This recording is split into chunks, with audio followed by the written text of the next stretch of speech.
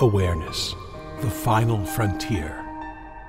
These are the explorations of Jonathan Robinson and Brian Tom O'Connor.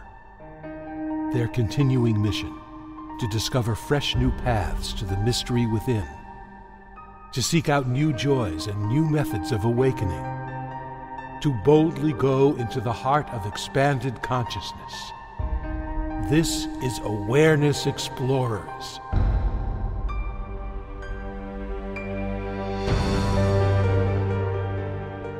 Welcome back, friends, family, and fellow explorers, to Awareness Explorers. I'm Jonathan Robinson. I'm with my trusty co-host, Brian Tom O'Connor.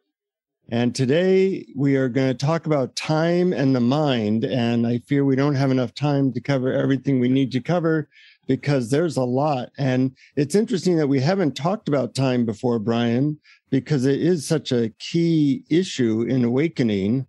And I'm looking forward to hearing what we have to say. And specifically, when we brought up the idea of talking about time, what was the first thing that arose in your mind?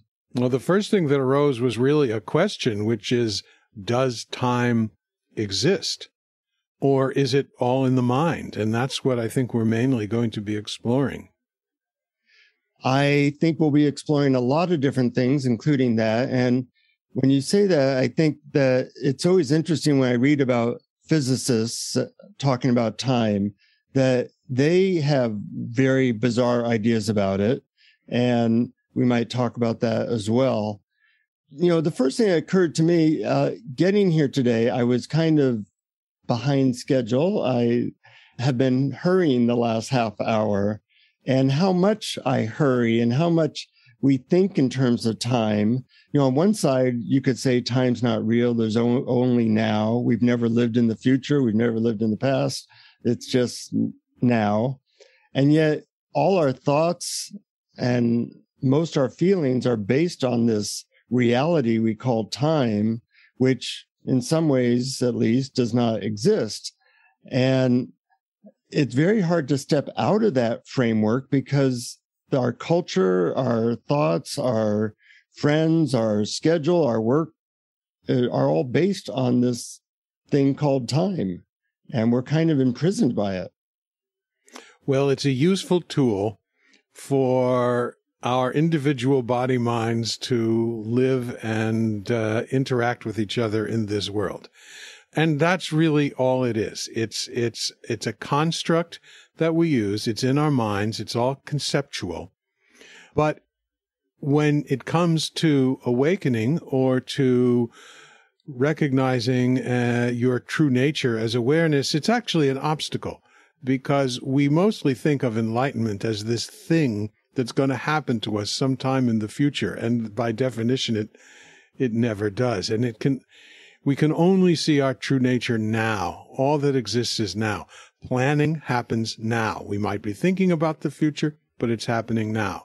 Memory happens now. We might be remembering things in the past, but that is happening now. There has never, ever been any time when we ever experienced the past or the future other than as some concept in our thoughts, which is our mind.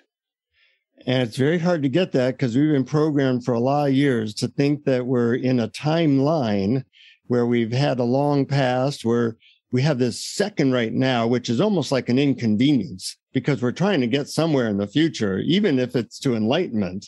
You know, I got to do my spiritual practice now so that someday in the future, I will be awake. And it's such a ridiculous notion on the surface, but we're pretty well programmed by it.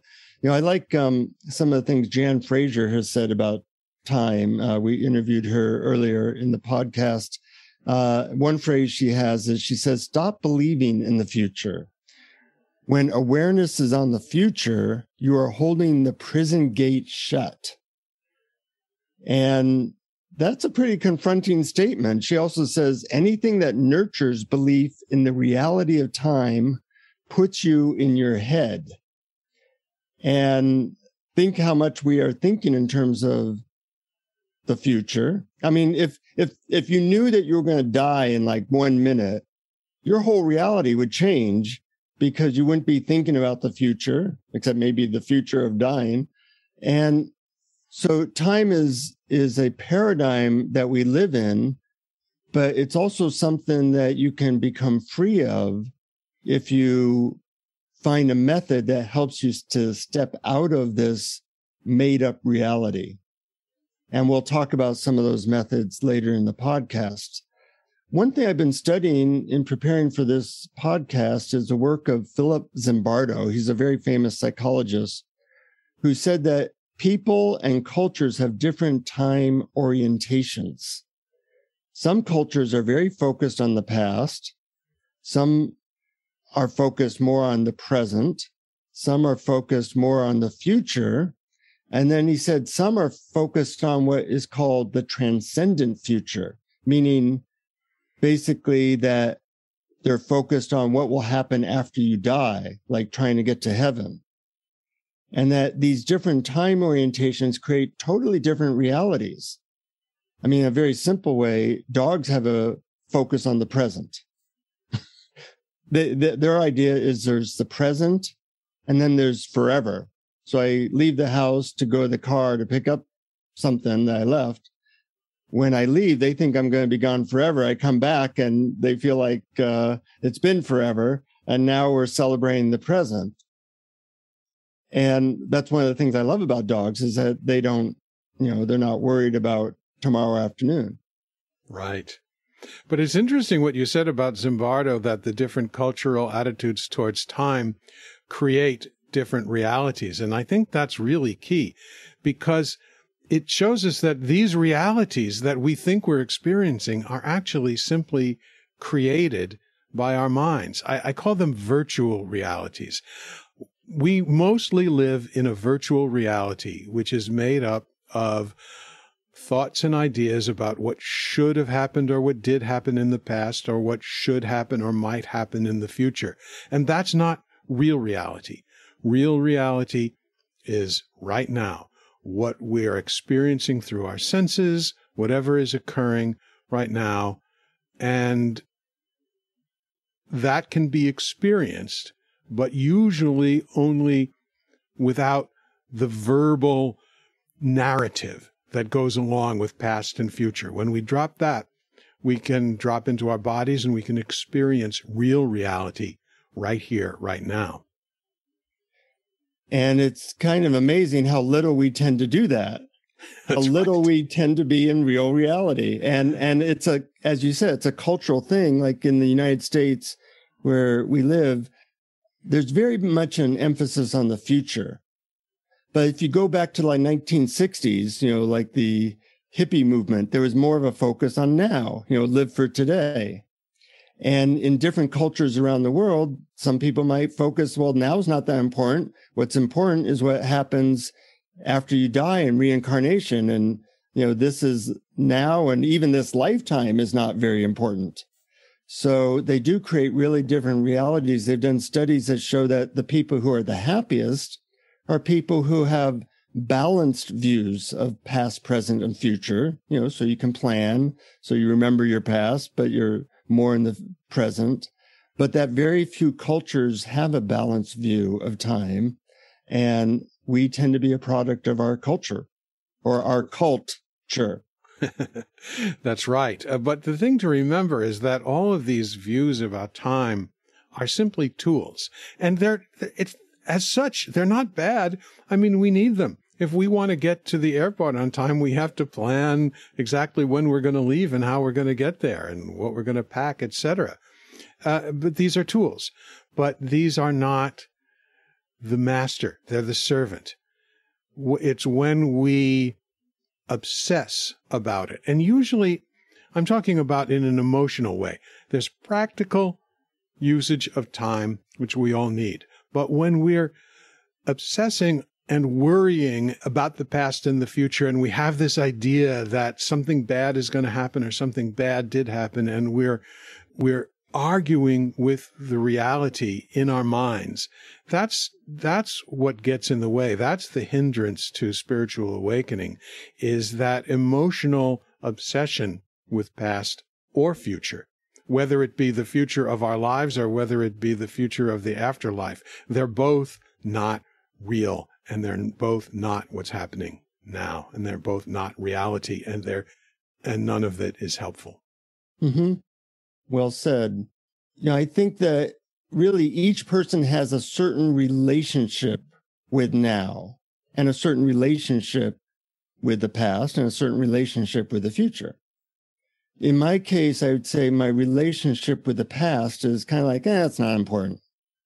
Whereas I know people who, they obsess over what happened when they were 7 years old, and they spend a lot of time, money, and energy focused on that. And for me, it's like, that's not important. I tend to be focused more on the future, creating goals, and even the goal of I'll do my spiritual practice, so someday I'll be more awake, which is kind of a ridiculous notion. And my relationship with the present, when I look at it in detail, this is embarrassing, is it's kind of like an inconvenience. I'm doing the dishes now. This moment is an inconvenience. I'm really getting to a place where I want to be somewhere in the future.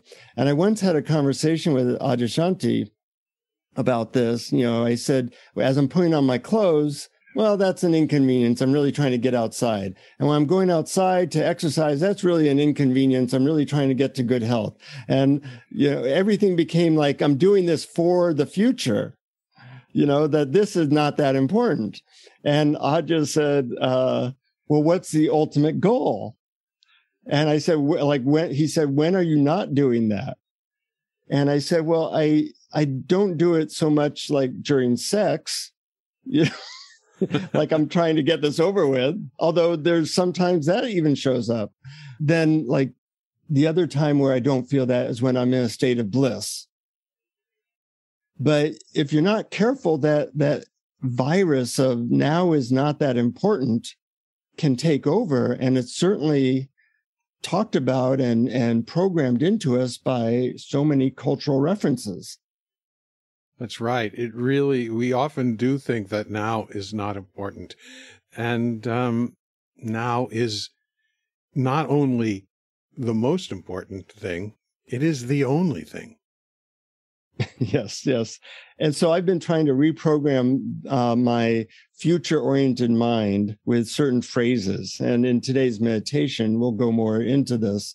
But one of my phrases is, right now is the most important moment of my life, which is an interesting phrase because it's always true. Even if you're just doing the dishes or cleaning your house, you'd have to say that right now is the single most important moment of my entire life because it's the moment I am in. That's right. However, it does assume that there are other moments in your life. And there aren't. Okay. Now is the only moment of my life. You just ruined that phrase for me, Brian. But... Oh, I'm sorry. It's a good phrase. Yeah. I'm just playing devil's advocate for a little bit here. Sorry.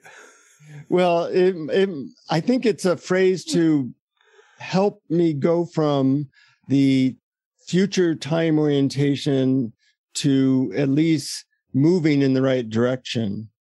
And there's other phrases I use, like, there's only this, or time is an illusion, or there is no future.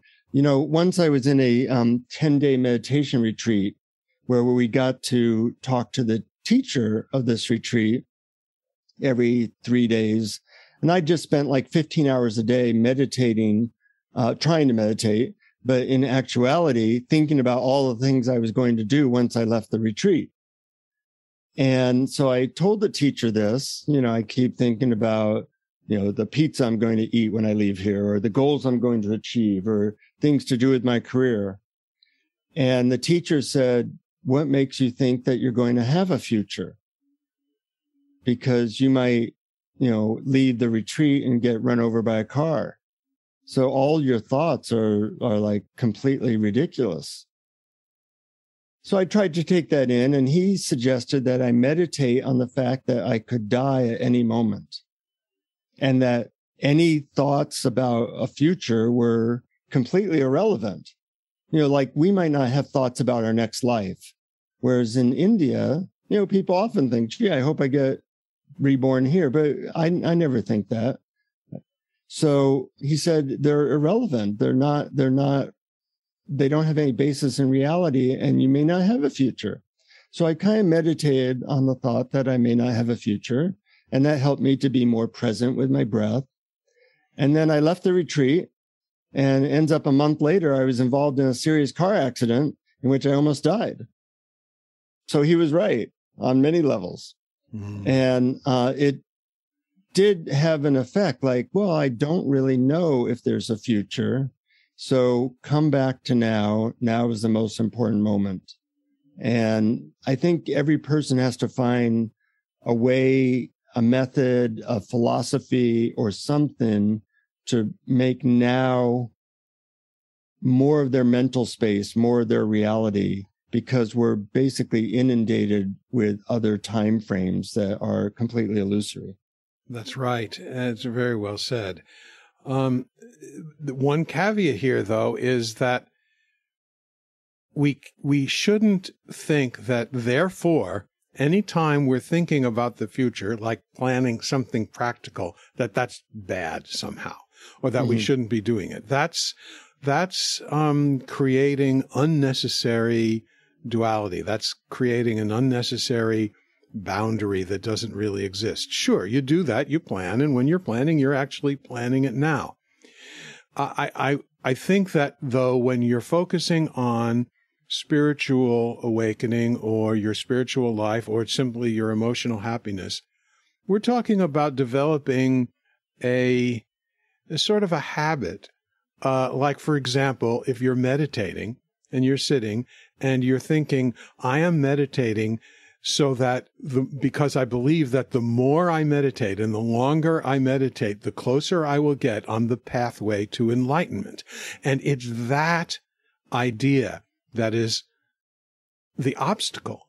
But if instead you just say, okay, here I am, just for 5 minutes, I am going to drop or see if I can ignore thoughts about the past, thoughts about the future, and simply notice what's happening right now in my body, in the air around me, in the room, right here. What's arising now? And you only have to do that for a couple of seconds. I mean, you can just practice this many, many, many times a day until it becomes second nature. Mm-hmm. And then you drop this entire construct in your mind that what you're doing is you have a practice that's leading you on a path to get somewhere, because the entire idea of getting something or getting rid of something is the number one obstacle to self-realization, realizing your true nature. Yeah, and someday I'll have that in my mind. That was a joke. I know. And I liked it. It was a good one. Anyways, you said that really well. On an experiential level, I notice in my world, I kind of have a thing where I deliberately am aware of two channels. One channel I'll call the time channel, where I believe in time. I'm preparing, I'm doing something now, kind of for the future in some way, even if it's just cleaning my house. And then there's what I would call sacred time, which is real time, which is where I am putting as much of my focus as possible on now and stepping off of the carousel of time, which feels like almost like one of those moving sidewalks you get at an airport. You're stepped on and it's going somewhere. It's going somewhere into the future, but I step off of that into stillness, into now. And it feels like you're almost shifting a reality, which you are, but having the idea of like a switch or a channel that I go from one to the other, and it's deliberate, helps me to do it more efficiently and effectively. And sometimes I use a phrase like, there's only now, or whatever phrase I'm using. And it really is an interesting feeling to go from these two realities very deliberately, dozens of times a day, even if just for 10 seconds. I'm going to step off the moving sidewalk now and just be here for 10 seconds. And that creates a touchstone of putting your body, mind, and spirit into something that's real. Yeah, I really like that technique. And one of the things that's good about it is it doesn't make a villain out of the channel that you sometimes need for practical purposes, but you can switch back and forth whenever you want to. So you don't have to be in some state or position or location 24/7. You can actually just flip the channel at will. Yeah, unless you're living in a retreat or a monastery, you do need some time orientation. Sure. And we probably have met people who kind of aren't doing that, and they don't always have places that they're living at. You know, they sometimes are on the street and they haven't gotten the material world together. So we don't want to do that necessarily, but we don't want to be imprisoned by time. Another thing that Jan Fraser has said, a phrase I like, is we'd rather look to the future to rescue us from ourselves than just be with the present. And that's part of the thing that we do with time, which we always think, oh, well, as soon as this is done, then I can be peaceful. As soon as I'm done making more money, then I can be peaceful. As soon as I can clean my house, I'll be peaceful. As soon as I meditate later, I'll be peaceful. As soon as the world situation is better, I'll be peaceful. And if you do that, you will never have peace. Absolutely. It will never happen. It's like, it's like the person who travels half the distance to where they're going every minute. Yeah. But that's so good. I mean, Jan Fraser is so wise on this subject. And it really shows us that the whole idea of getting somewhere and the whole idea of not being okay with what's happening now. In other words, what I'm getting at is, why do we avoid the present moment?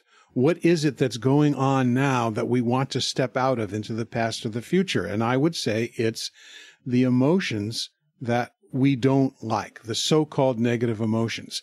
Most of our dwelling on the past and future is some strategy to deal with an emotion that we don't want to have.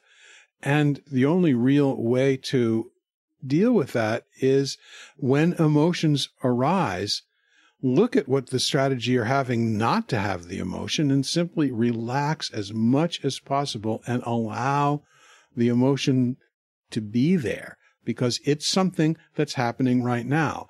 And it's something that can be felt in your body, because emotions are chemical reactions. And so notice your body without the story, without the narrative around it. Just notice what you're feeling. What if emotions were simply sensations in your body, unattached to any story or any narrative?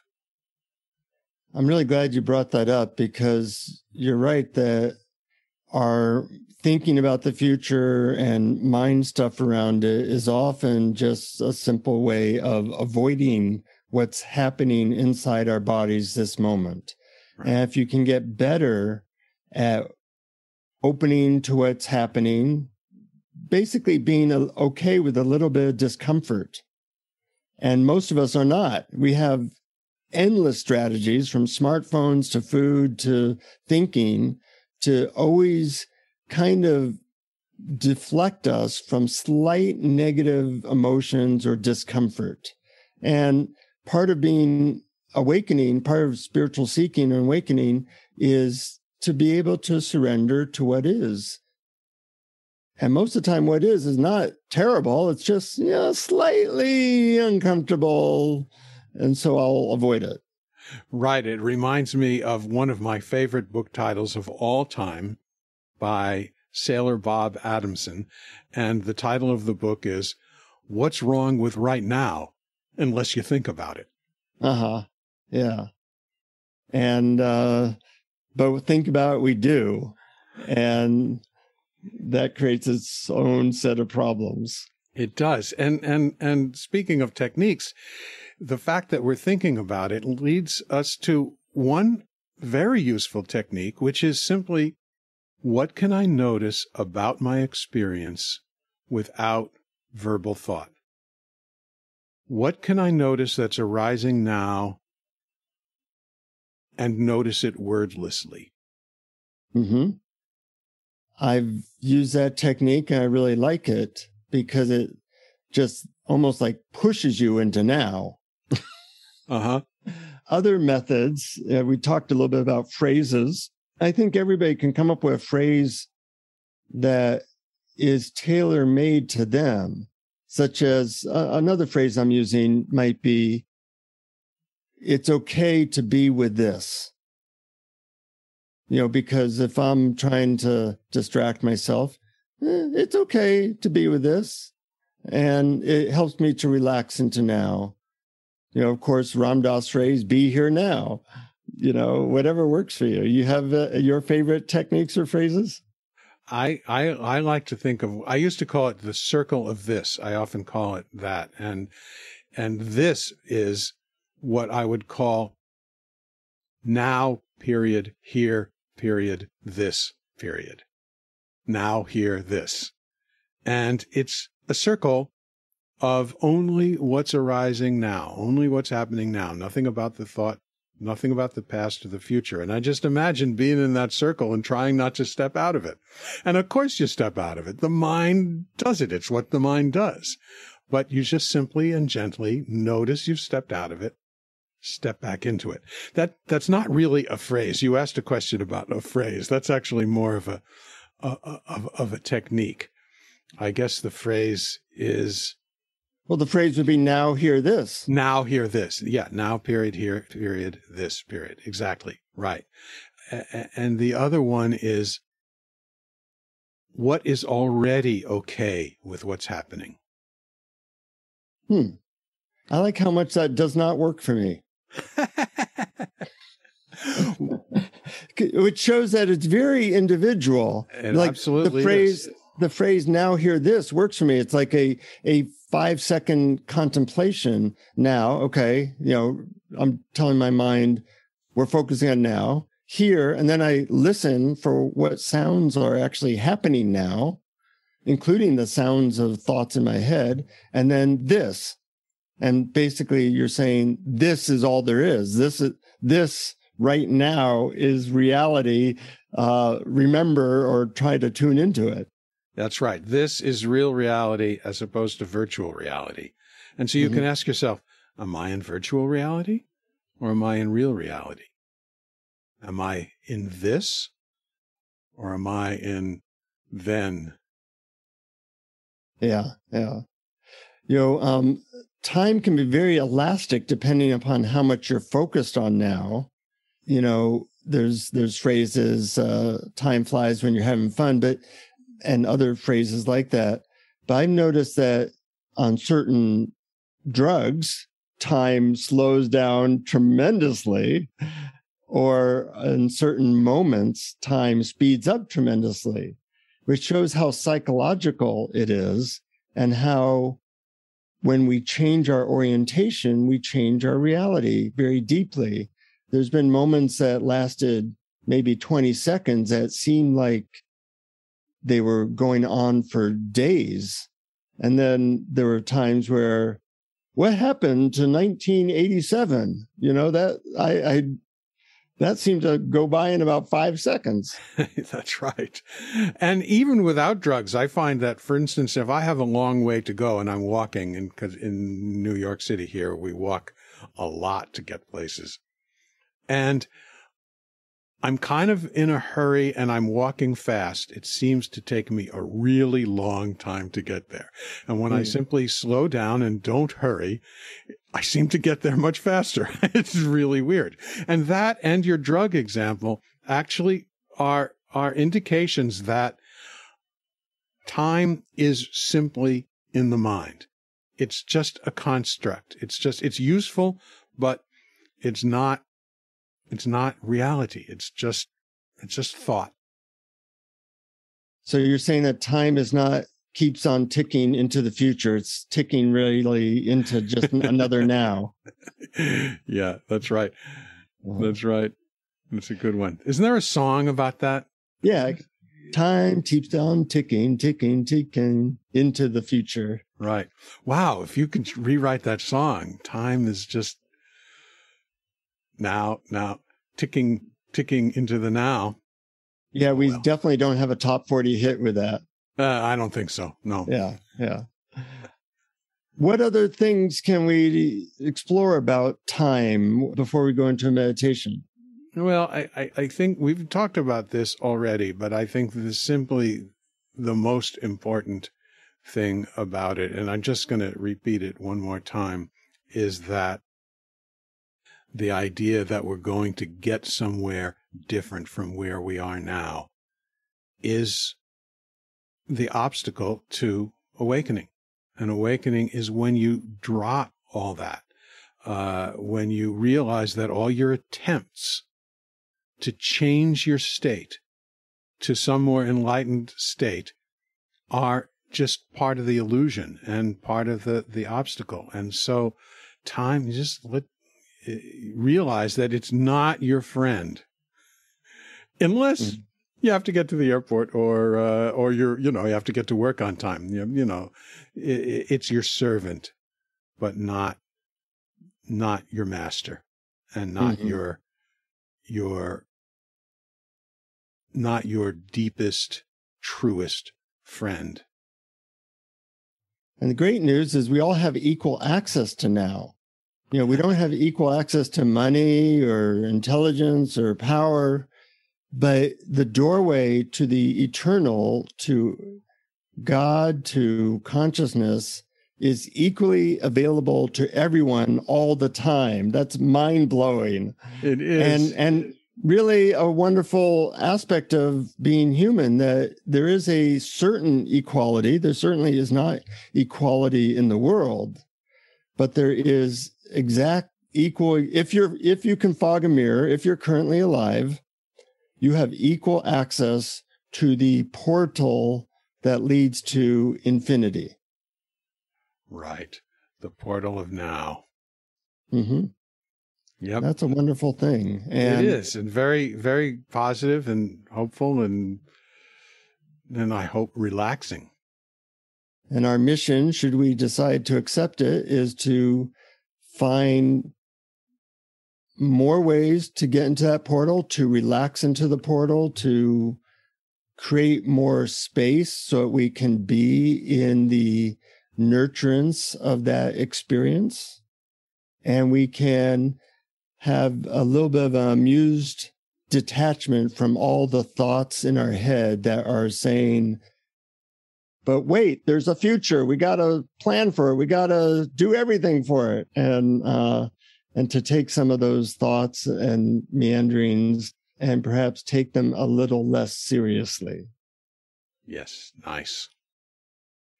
So I hope people got some phrase, some method, some inspiration that they can use. This podcast, although hopefully we are entertaining and interesting, we also hope that it helps you to have more moments of awakening. And to do that, methods are great. Meditations are great. We obviously have like 90 guided meditations now on our website, awarenessexplorers.com. And everybody has equal access to them. Now, our Patreon subscribers have even more access. We sometimes send you additional guided meditations that I've made or Brian had made that we normally sell. So thank you for our Patreon supporters. And if you want access to those extra blogs and meditations, etc., go to patreon.com/awareness explorers. And I don't know about you, Brian, but I actually listen to these guided meditations that you and I and other people have made, because they all focus really on bringing us back from the wild imaginings of the future into the present. And in that way, they're a really sacred gift. Couldn't have put it better myself. Well, thank you. And I thought today we would do a guided meditation that's a little bit different. We have so many meditations that focus us on now, but I think there's an aspect where we really have to almost reprogram our mind that we have a different time orientation, because most of us are so focused, our thoughts are so focused on the future, that it's really helpful to contemplate phrases that kind of blow up that paradigm. So if you have the time, and you do, get yourself relaxed. And in a position, if you want, you can close your eyes or keep them open. I'm going to guide you in some contemplations about time that hopefully will have the result of bringing you more into the present and giving you more of a sense of importance of this timeless moment that we are always in. So take a deep breath. And as I say certain phrases slowly, I'll give you some time to just contemplate the phrase, like putting a small rock in a pond. Let the ripples move through your mind, move through your being, and see what it does, and see how it feels, and see how it impacts you. And the first phrase is, there is only just now.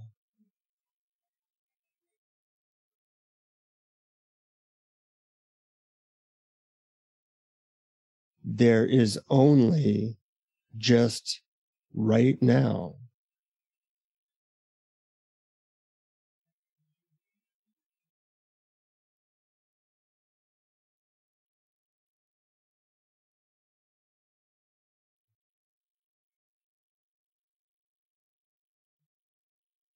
Notice how your body and mind react to each of these phrases, including this one.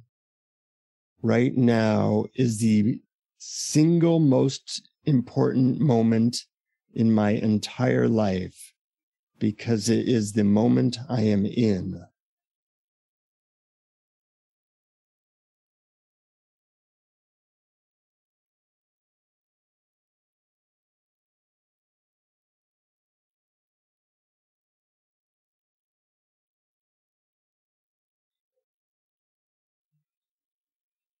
Right now is the most important moment in my life.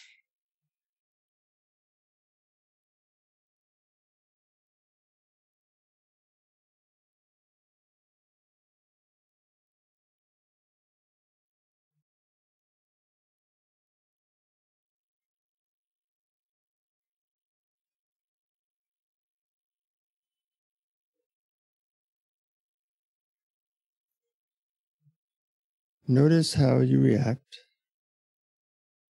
as I say this phrase.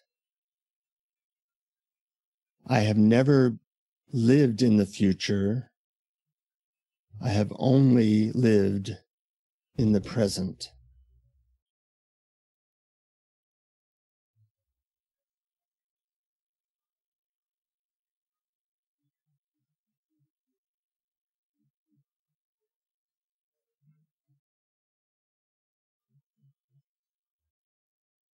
Once again, I've never lived in the future. I have only lived in the present.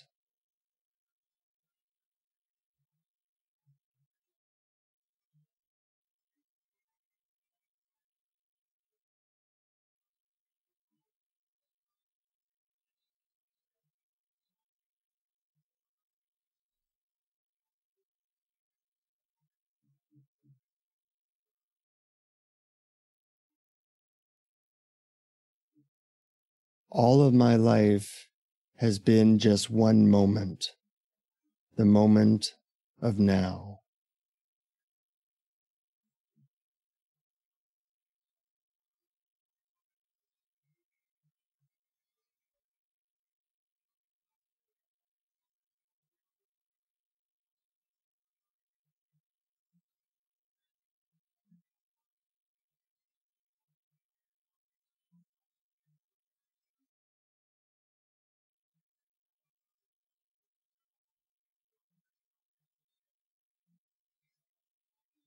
I will never be awake in the future. I can only be awake right this moment.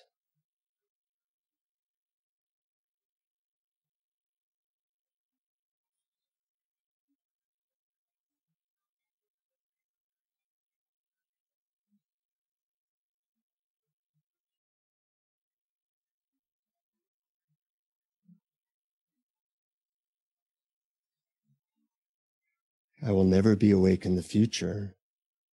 I can only be awake in this moment.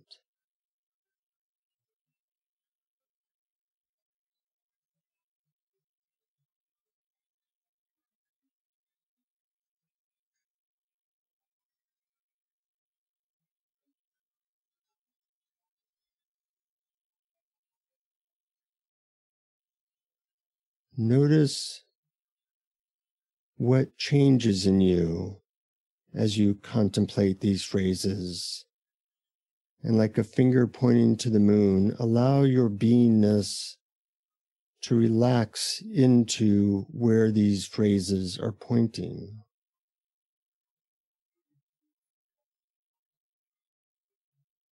There's only the present moment.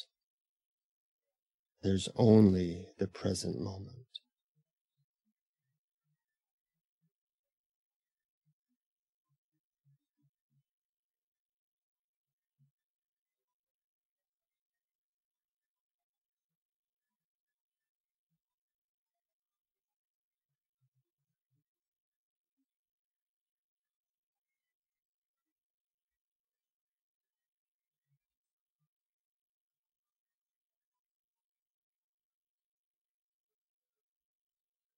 And finally, all I ever need to do is relax into the present moment. All I ever need to do is relax into this present moment. Take some time and just relax into now.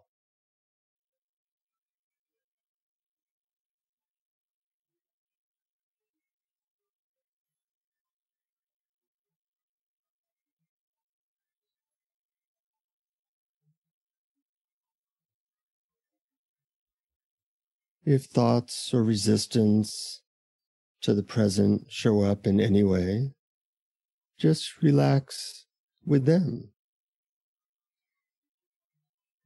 Allow them to be, and relax into that present moment.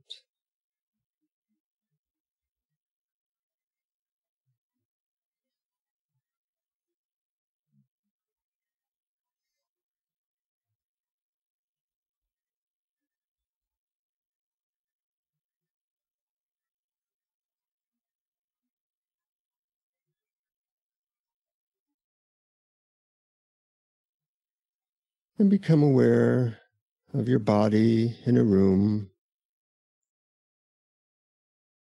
Your body is firmly in the stillness of the present,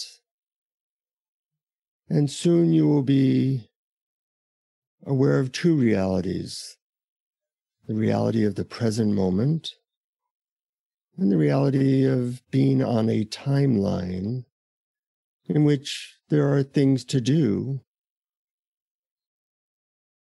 and there's an imagined future that you create to help you live a balanced life.